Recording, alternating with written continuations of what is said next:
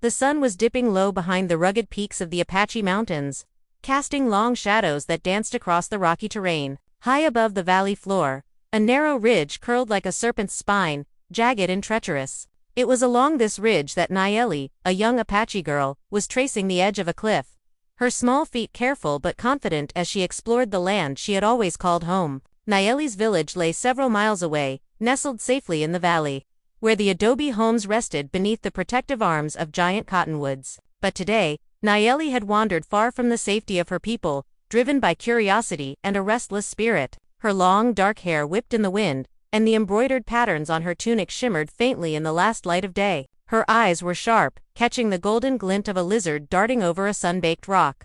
And her hands instinctively brushed the wild sagebrush and prickly cacti that clung stubbornly to the cliffside. But the ridge was narrow, and the wind was growing stronger, howling through the canyon like a living thing. Suddenly, the earth beneath her foot gave way. Nayeli's heart leaped as she slipped, arms flailing wildly, trying to grasp at anything rocks, branches, roots, but the cliff was unforgiving. She tumbled down the slope, the sharp edges scraping against her skin, and with a sickening snap, her leg broke beneath her. Pain exploded through her body, and she lay still for a moment, the world spinning wildly around her. Her breath came in shallow gasps, tears streaming down her dusty cheeks. The ridge above loomed like a cruel giant, and the valley below seemed impossibly far. Night was beginning to fall. Her cries echoed through the canyon, raw, desperate, and piercing. It was a sound that carried far on the wind, a sound that would change everything. The twilight sky stretched wide and deep, painted in streaks of purple and burnt orange as the last rays of the sun dipped behind the distant mountains.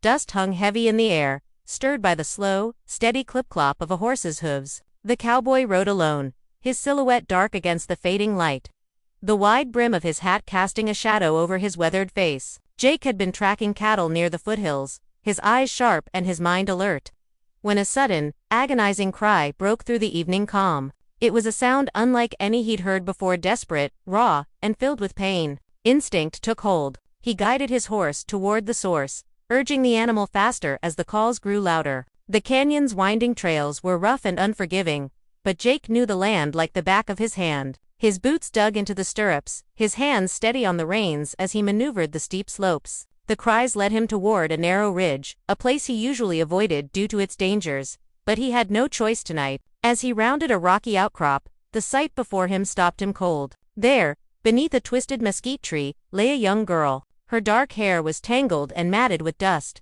her face streaked with tears and grime. One leg was bent at an unnatural angle, clearly broken. She was shaking with pain but conscious, her eyes wide with a mixture of fear and relief as she saw the cowboy approach. Jake dismounted quickly, setting his reins on a nearby branch. "Hey, you all right?" His voice was low and calm, a soft contrast to the harshness of the land. Nayeli's lips trembled as she tried to speak, but a sharp wave of pain silenced her. Instead, she nodded faintly, her breath shallow. The wind whispered through the trees, carrying her quiet sobs. Jake crouched beside her, his rough hands gentle as he examined the injury. He knew a broken leg could be life-threatening if left untreated, especially out here, far from the village and any help. He needed to act fast. "Can you move at all?" he asked. She shook her head, tears spilling over. The hopelessness in her eyes struck him deeper than he expected. "I'm gonna help you," Jake said firmly, pulling his coat off and folding it beneath her head like a pillow. "We'll get you out of here." He glanced around, looking for something to make a splint. The mesquite branches were too brittle, but nearby, a sturdy piece of driftwood lay half buried in the sand. With effort, he dragged it over and carefully positioned it along her leg, wrapping strips of cloth from his shirt to secure it. Nayeli winced but didn't protest. She looked up at Jake, her dark eyes searching his face. For the first time since she fell, she felt a glimmer of hope. "Thank you," she whispered. Jake nodded. "Don't thank me yet. We've got a long way to go." He lifted her carefully into his arms, steady and sure, despite the strain. The girl was lighter than he expected, but her grip on his neck was fierce, like a lifeline. As Jake mounted his horse, the stars began to prick the sky, tiny pinpricks of silver that promised the long night ahead. The cowboy set off down the ridge, his mind focused on one thing: getting Nayeli to safety before dawn. The night wrapped the canyon in a blanket of darkness so thick it seemed to swallow everything whole. Jake urged his horse forward, the animal's hooves barely making a sound against the dusty trail. the broken leg wrapped carefully in a makeshift splint. Nayeli clung to Jake's chest, her small hands gripping his worn shirt. The pain was still sharp, but the relief of having someone there to help had softened the edge. The cowboy's face was set with determination. He knew the terrain well. Every twist, every hidden ledge, but carrying a person was an entirely different challenge. The weight shifted as he navigated uneven ground, each step careful and slow. "Hold on tight," Jake murmured as the horse neared a steep incline. The beast shifted its footing, muscles taut under the cowboy's legs. Nayeli bit her lip, closing her eyes against the rocking motion and the sting of her injury. For hours, they moved steadily. The stars wheeled overhead, silent witnesses to the quiet journey. Every so often, Jake would glance down, offering a reassuring smile. Nayeli's breathing slowed, the steady rhythm of the horse's gait lulling her toward a fragile peace. Yet, despite the calm, the dangers were never far. At one point, a distant howl cut through the silence, a pack of coyotes stirring in the shadows. Jake's hand went instinctively to his side, where a revolver rested snug in its holster. "Don't worry," he said quietly. "They won't bother us if we keep moving." Nayeli's eyes fluttered open, the fear still raw in her gaze. "Will the wolves hurt me?" she asked in a trembling voice. Jake shook his head. "Not if I'm here. I won't let anything happen to you."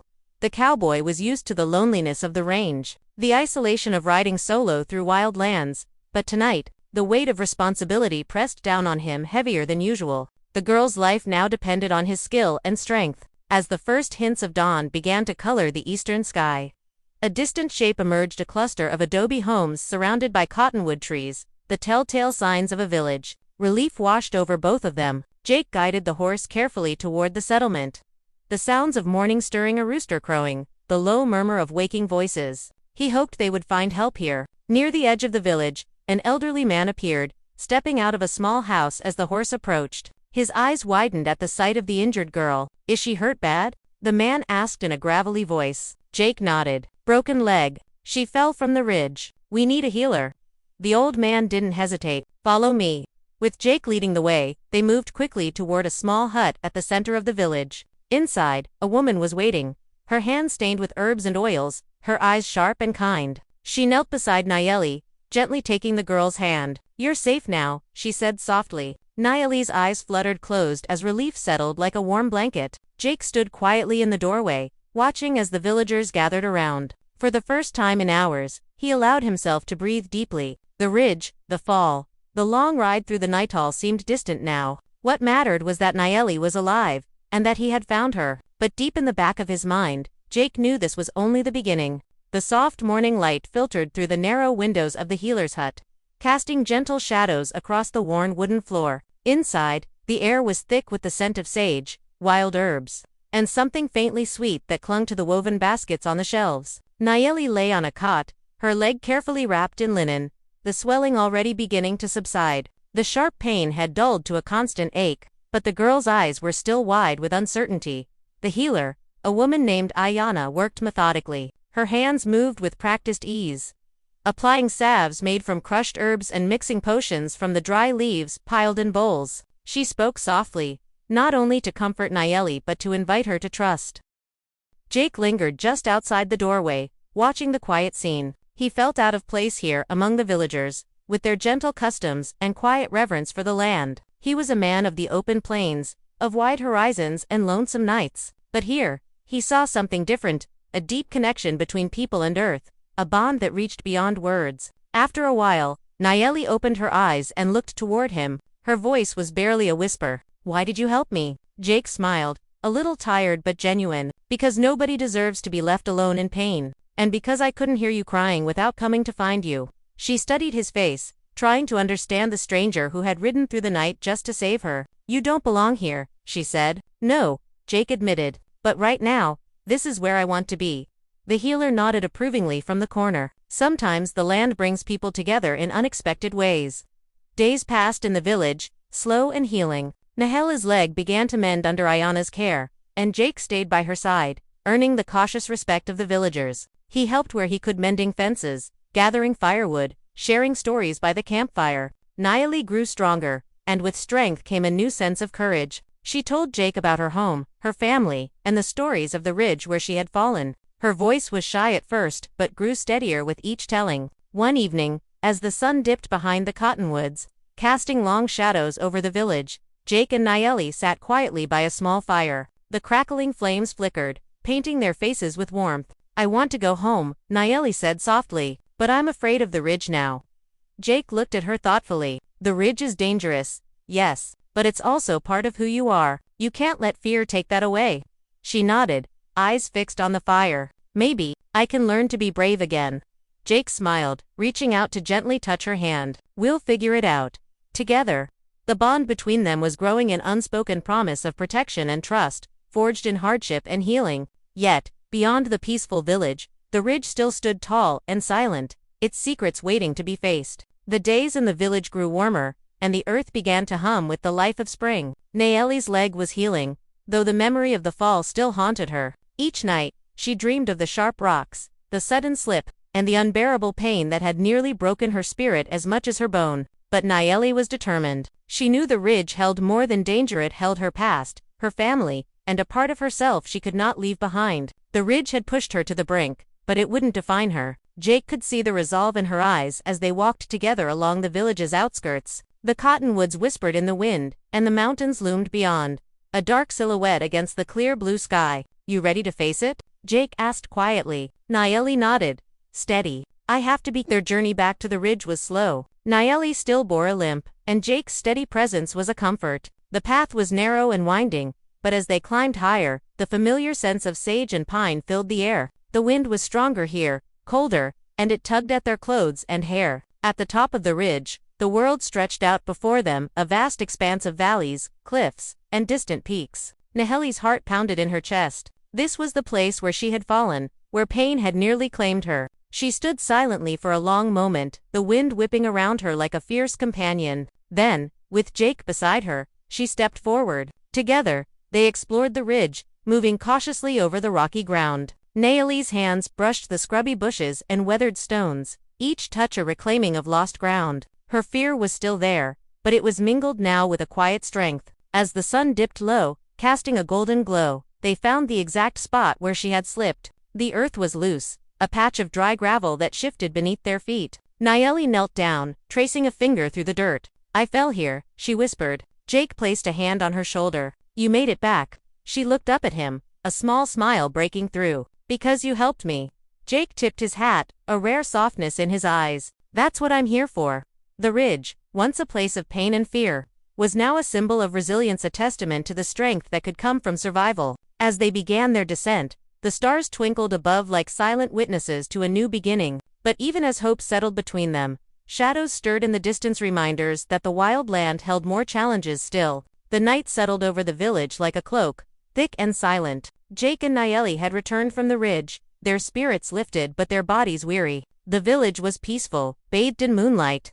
Yet there was an uneasy feeling lingering in the air, an instinctive warning neither of them could ignore. Jake sat by the fire, cleaning his revolver with slow, practiced movements. Nayeli watched him from the shadows of the hut, her mind restless. The ridge was behind her now, but something deeper seemed to stir within the land itself. A faint rustle in the bushes caught Jake's attention. He tensed, eyes scanning the darkness beyond the firelight. "Did you hear that?" he asked quietly. Nayeli nodded, her heart quickening. "Wolves?" Jake shook his head. "Something else?"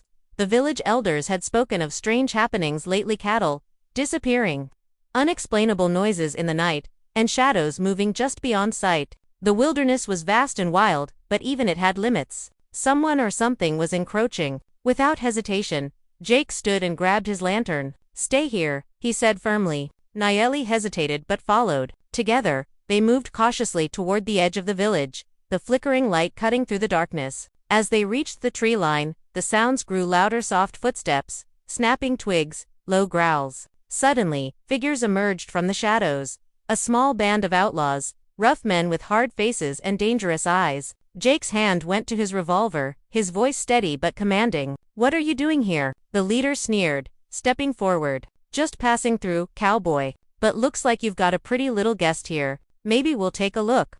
Nayeli's breath caught, but Jake moved swiftly, placing himself between her and the threat. "Not on my watch." The tension cracked like thunder. Guns were drawn, and the air filled with the promise of violence. But before the first shot could ring out, a sudden roar echoed from the darkness, a pack of wolves. Their eyes gleaming, bodies powerful and wild. The outlaws faltered, fear breaking their hardened faces. Jake seized the moment, his voice booming. "Get out of here, now!" The outlaws scattered into the night, disappearing as quickly as they had come. The wolves lingered a moment, then melted back into the shadows. Jake turned to Nayeli, relief washing over him. "Are you all right?" She nodded, trembling but unharmed. "Thank you always." The night had tested them once again, reminding them that the wild was unpredictable, sometimes dangerous, sometimes protective. As they returned to the village, the first hints of dawn breaking the horizon, Nayeli felt a new understanding settle in her heart. The ridge, the village, the wild land, they were all part of a greater story. And she was no longer just a girl who had fallen. She was a survivor, a fighter, a part of the land itself. The sun rose slowly over the Apache village, spilling golden light across adobe rooftops and casting long shadows from the towering cottonwoods. Nayeli stood at the edge of the settlement, her eyes fixed on the distant ridge, no longer a place of fear, but a symbol of strength and survival. Her leg had healed well, thanks to Ayana's care and Jake's steadfast support. Though a faint limp remained, it was a reminder of what she had endured and conquered. Jake rode beside her on horseback, the soft sound of hooves mingling with morning birdsong. The two had become inseparable over these weeks, an unlikely pair bound by courage, trust, and the wild land that had tested them both. "You ready to go home?" Jake asked, a hint of a smile playing at his lips. Nayeli nodded, her heart steady. "Yes, but this time, I won't be afraid." They rode together toward the ridge, the place where her journey had begun in pain but now ended in hope. As they reached the summit, Nayeli looked out over the valley, the trees, the river, and the village nestled like a jewel in the vast landscape. "This land is part of me," she said softly. Jake nodded. "And you're part of it now?" The two stood side by side, watching the sun climb higher, bathing the world in warm light. The past hardships, the dangers, the night's terrors, they all seemed smaller now, held at bay by the promise of tomorrow. As they began their descent, Nayeli felt a new strength coursing through her veins. The ridge had tested her body and spirit, but she had emerged, stronger, braver, and Jake, the cowboy who had answered her cries in the night, rode with her into the future, an ally, a friend, and maybe something more. The wild land stretched before them, vast and untamed, full of stories yet to be written. Together, they were ready.